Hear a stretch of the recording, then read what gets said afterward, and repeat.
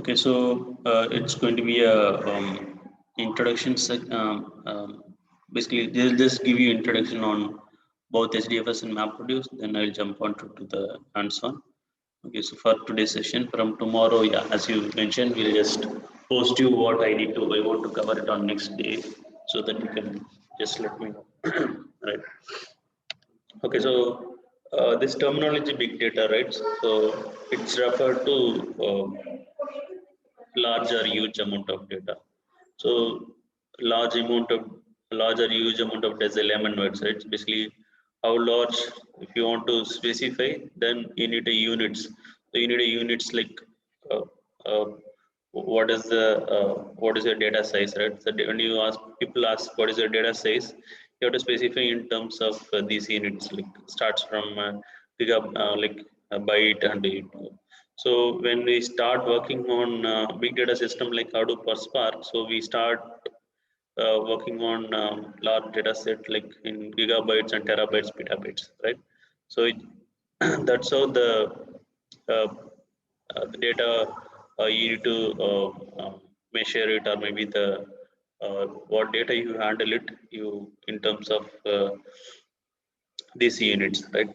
And if you want to see how the big data is getting generated, so these are the some of the system which generates a large amount of data. Like probably this information you might know already.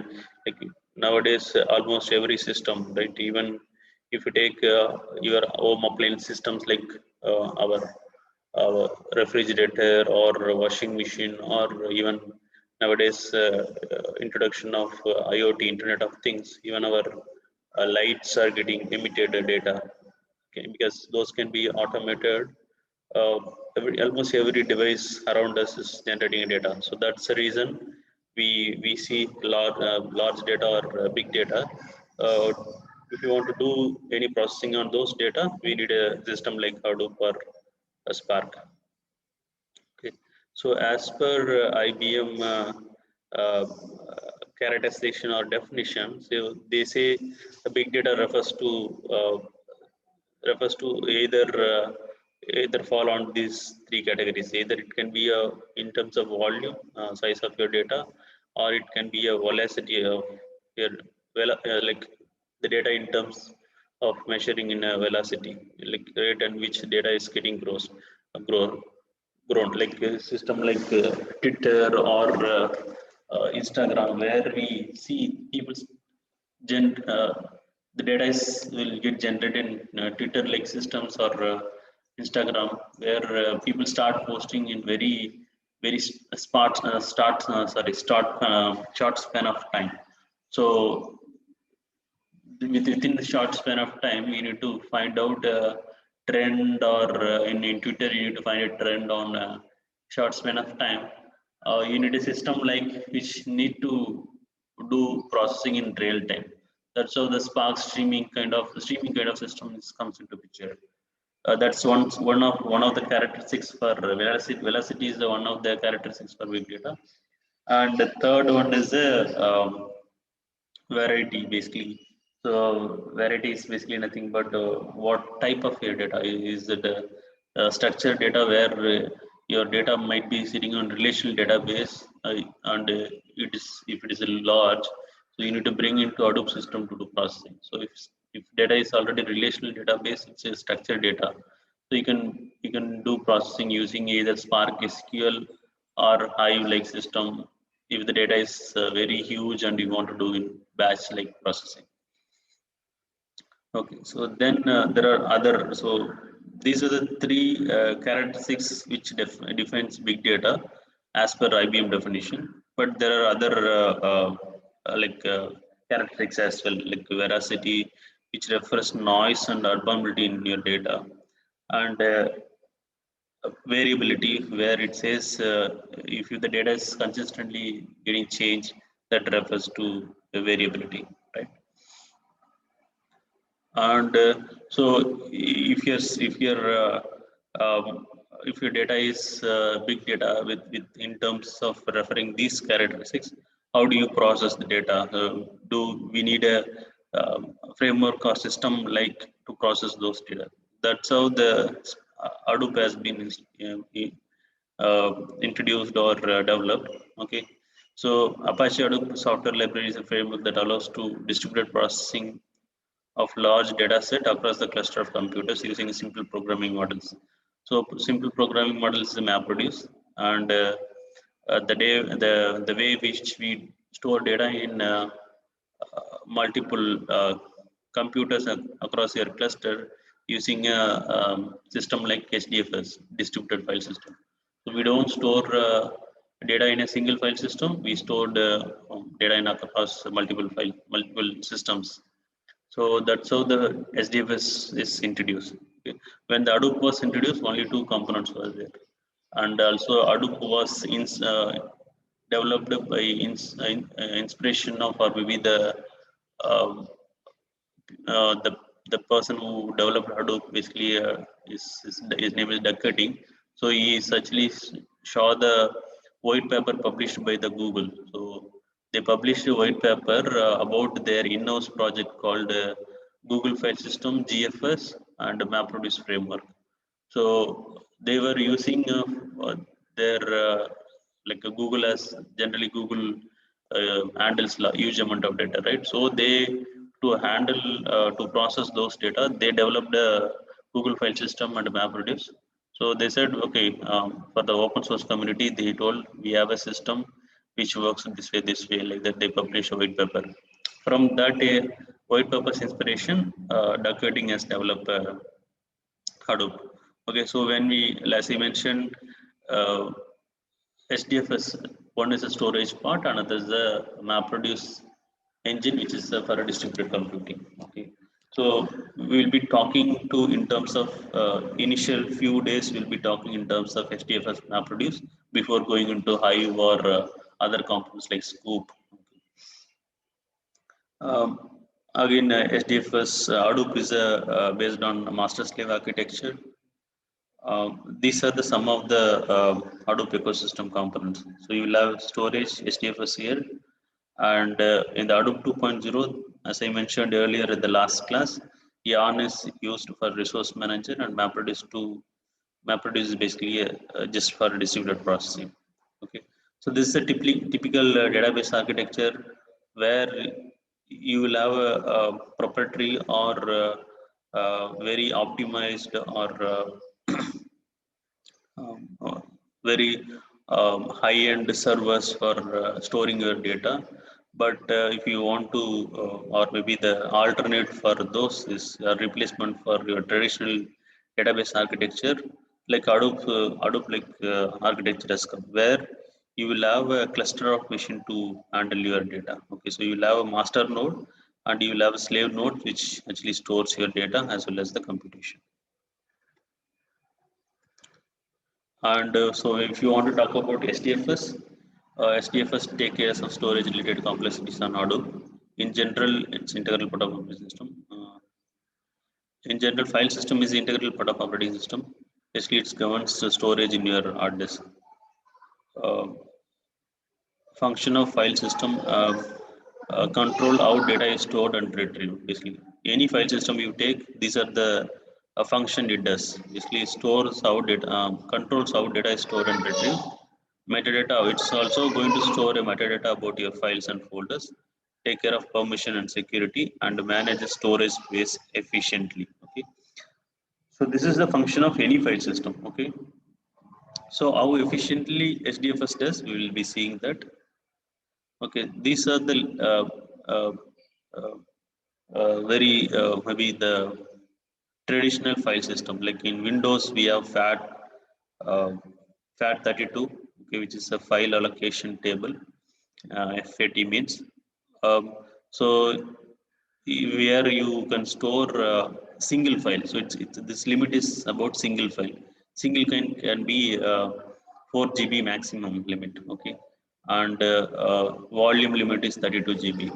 And later they introduced new file system called new technology file system, where one file can be a 16 exabyte file limit, and volume can be a volume also, it's a 16 exabyte volume limit.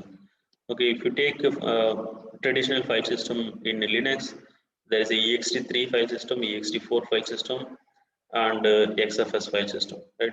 And these are all have this kind of limitation. And Mac, you have a hierarchical file system and HFS plus, which has HFS has 2 GB file. Single file can have 2 GB of size. Okay, so these are the popular file system existing. So how we can actually uh, how this can be considered, and how this HDFS been used, or maybe the what advantage you used rather than those file system, right? Or how HDFS is designed compared to other file system, right? So Hadoop supports parallel computation, right? Supports parallel computation. The new file system HDFS. So the main concept in HDFS is even the traditional file system, when you store your file in your hard disk, right? If I take my system, right? If I just storing this file, sample-1.txt, okay? So this file is size is basically 40 bytes, right? So internally it is also going to store in terms of blocks. The blocks are very smaller size, okay? uh, but we just see as a single file. Internally it might be stored as small blocks in your hard disk, okay? The same concept has been used here. So we divide a, data set into blocks and store them in different nodes in So, and one more thing is HDFS, Hadoop Distributed File System. So these are your machines and operating system, right? Basically your servers. So HDFS underlying uses the existing file system. If because most of the Hadoop system is on Linux only. Okay, so uh, there was actually support for setting up Hadoop on Windows, but in production or even for many usage is not based on the Windows system. So most of the Hadoop systems are built on the Linux machinery. So what are the Linux traditional, or maybe the file system available is ext3 and ext4. So we use ext4 file system, right? Most of the Hadoop system uses the latest Linux file system, but we don't worry about it. Basically, the idea is HDFS is internally uses the ext4. That's information we need to know. And when we store the data into HDFS, it is going to break your data into smaller chunks or blocks. Okay, so how the blocks is like, what is the size of my block? How do I design? Say I store a data set of uh, one say example, I store data of say my data size is 128, right? Say example, for simplicity reason I just put 128 MB. Okay, so how do I make this into blocks, right? So how many blocks I need to make? So how we decided is basically there is a one property called default block size.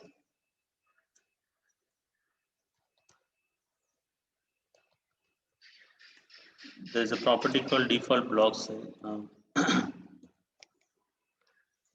Default blocks is in Hadoop 1. In Hadoop version 1, so it is 64 MB is the default block size.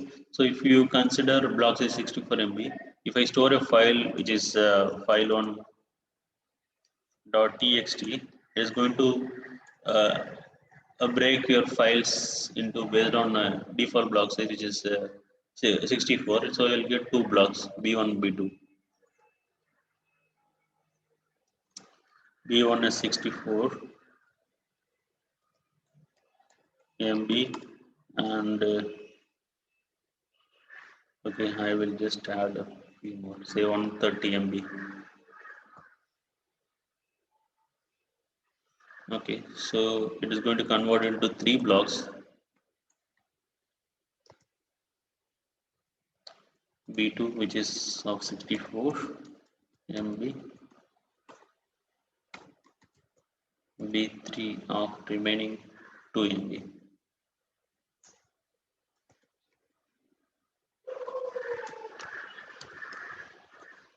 Okay, so if my file is broken into 3 blocks, okay, so how it is going to store? It is going to store a block one, which is of just representation is red color. B1 is for red, and B2 for green, and B3 for blue.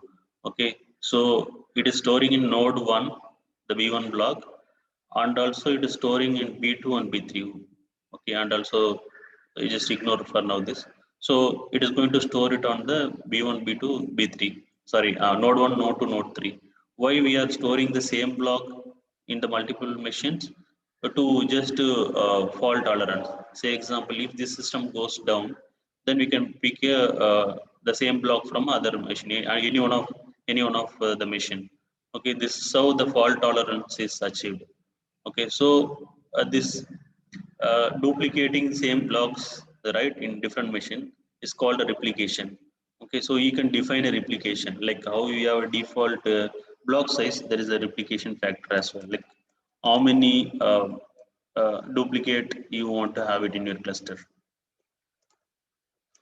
By default, replication factor in Hadoop 1 or the 2 is basically 3. Okay, if you can decide, you can make it my own change your replication factor also. By default it is 3. Okay, uh, then B2 block. Okay, B2 block is again duplicated into multiple machines, right? um, and even B3, and also one important to note. So in general traditional block file system, so if the block size is, even traditional file system has block size, right, but it's are very in KB. Okay, so we will just, yeah. So in traditional file system, NFTs has your block size of 4 KB. Okay, and if your file size is just 2 KB, okay, so default, because of the blocks, default block size is 4 KB, the other 2 KB will not be used. That will be as an unused phase. But in terms of HDFS, say example, the default block is 64, right? So okay, first block is 64 MB used, second block is 64 MB used. We see third block is only 2 MB, right? So uh, logically it will allocate 64 MB, okay, but physically if you see 2 MB is used, remaining 2 MB will be used by the other blocks if you want to store on the same node. Okay, so here there won't be any unused space. That's how the HDFS is designed. Okay, that is the one important point to note it. And coming back to those, we cover data loss because we replicate the blocks into multiple machines, and it should have global and distributed view of file. So basically, so even though we break data into multiple machines, so when we see as a when we process data, we will have to in terms of file, old file, and need file system go into data set to fix block size. Mostly whatever we talked about, all your uh, benefits of HDFS, supports concepts of blocks again, it tracks our blocks in cluster. So HDFS keep track of all your blocks in cluster. Data failure and data corruption is unavoidable in big system, even smaller number. So here in Hadoop, we use commodity machines. It's not very high-end server machines. So that's the reason, even if we are not able to do it on 2 nodes, so we can add additional nodes. We can keep uh, adding more nodes, which is horizontal scaling, and we can do processing. And yeah, this is how the blocks are stored in multiple machines, right? And in Hadoop version 1, the default block size is 64, and Hadoop 2, the default block size is 128. Till now, you have any questions?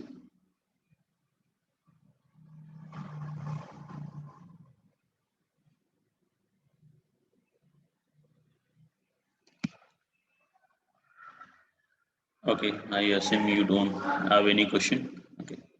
Uh, okay. So now when we coming back to this,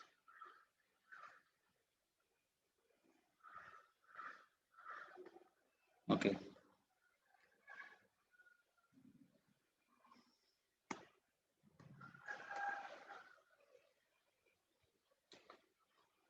Okay. So in when we talk about storage, right?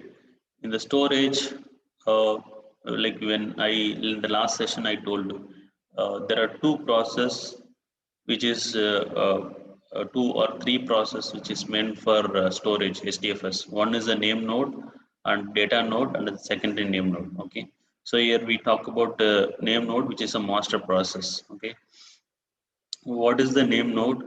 Basically, name node keep tracks of your table file or directories metadata in your in this in the name node. Okay, so whatever file or directories you created on SDFS, it is going to keep track of those information as a metadata, right?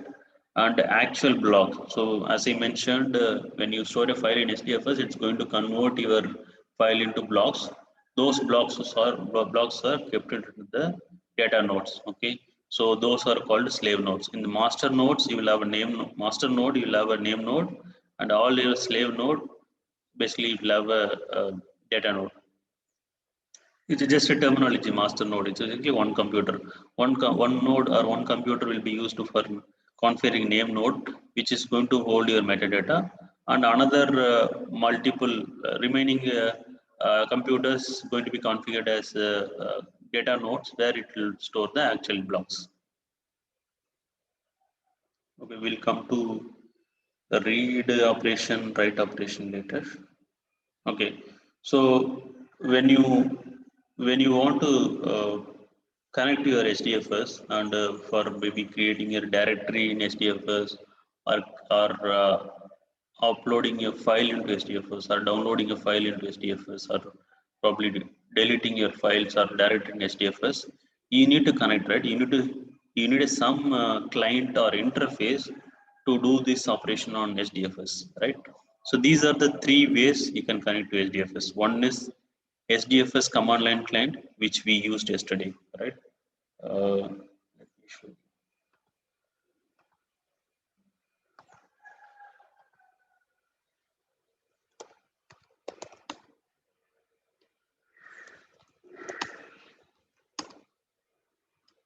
So data node, secondary name node, secondary name node. These three processes are running for SDFS. Now, when I say SDFS, DFS, and LS,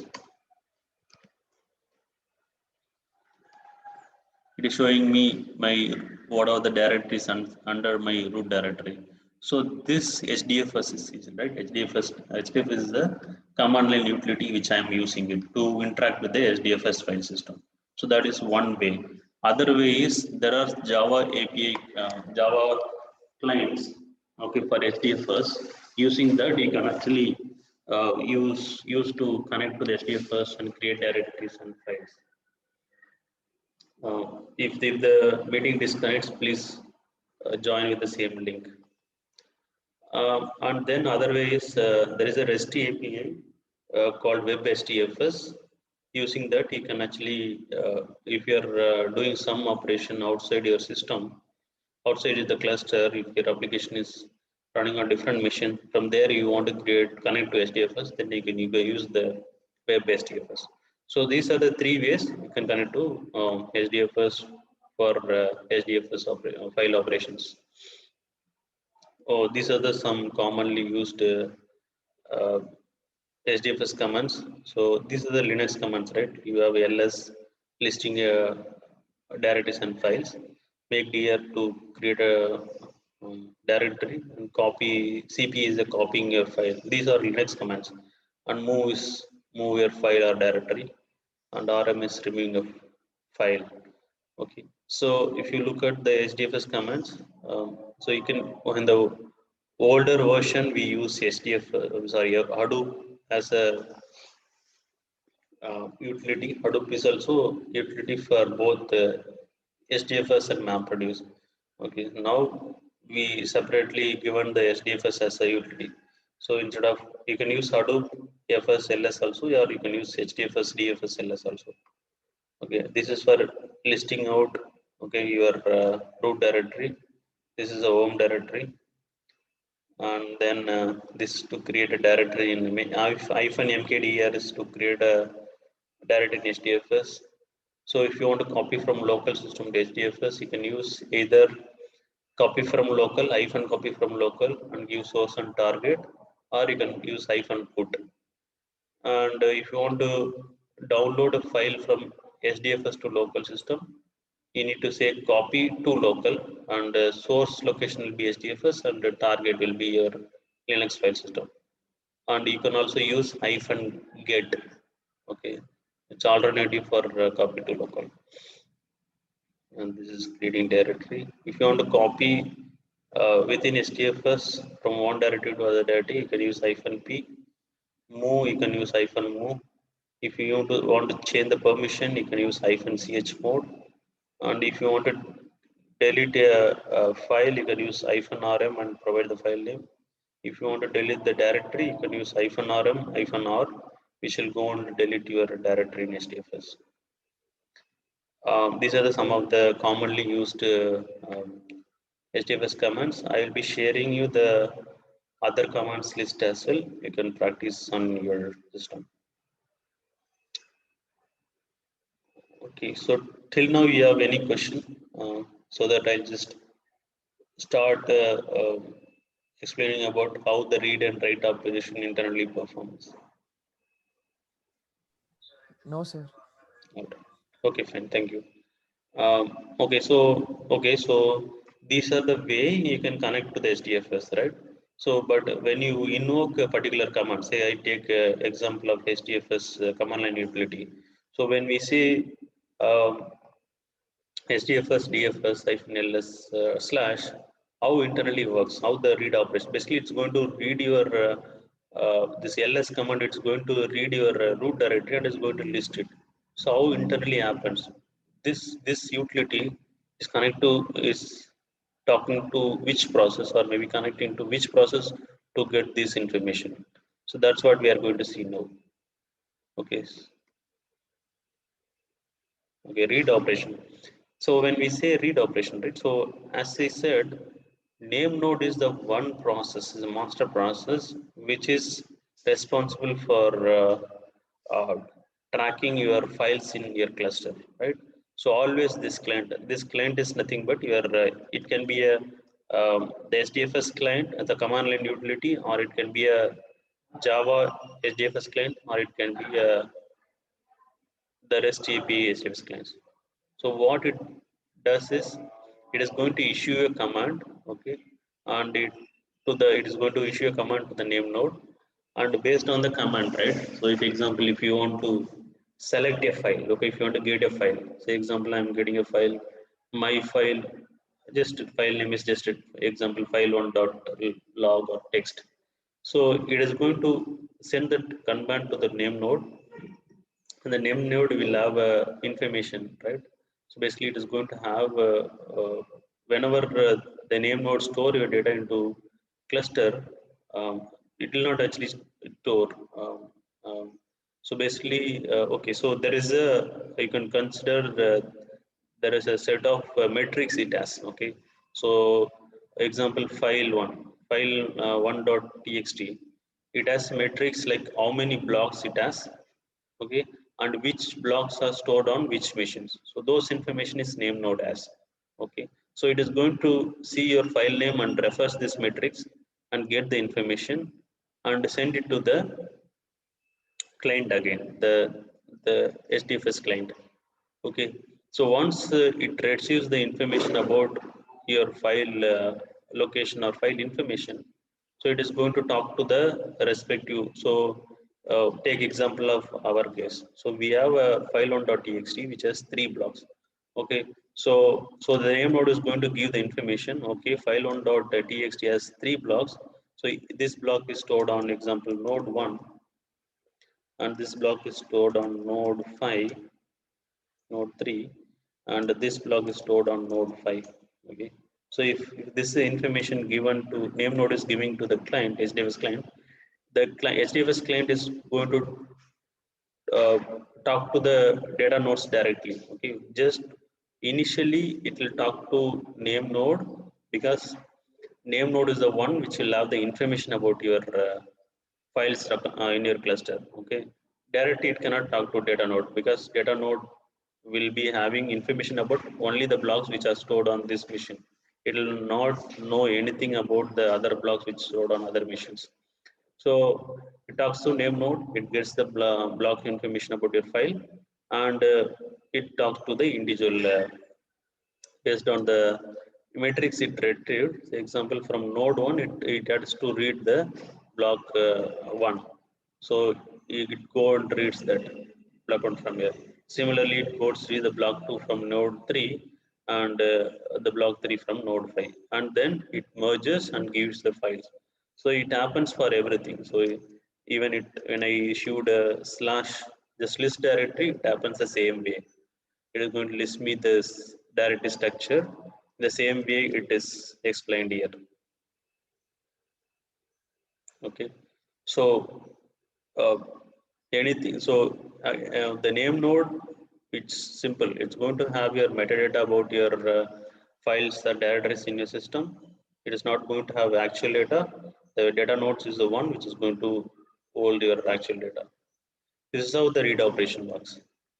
Okay, when we talk about write operation, okay, similarly, if the client sends, okay, I want to store this file1.txt file, okay, so okay, name node takes your instruction, okay, it notes, say, it also tracks where your uh, uh, blocks are stored, right? Similarly, it has information where which nodes are having a the uh, free space or unused space, so that it actually calculates your how many number of blocks for your how many number of blocks will be generated for your file, because you send this command, right? So example, I send this command as dfs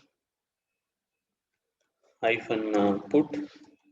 Okay, I'm going to put this file on .txt, and then I'm going to place it on, say example, there is a directory called data in root directory, and under that I say for MapReduce, I just say MapRed and input. This is the location I want to place this file.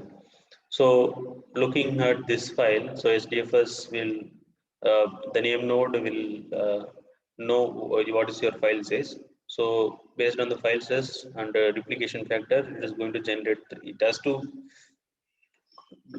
to convert into 3 blocks, right?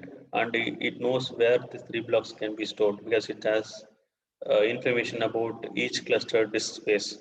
So it will instruct, okay, for your file, there has to be 3 blocks which has to be created, and on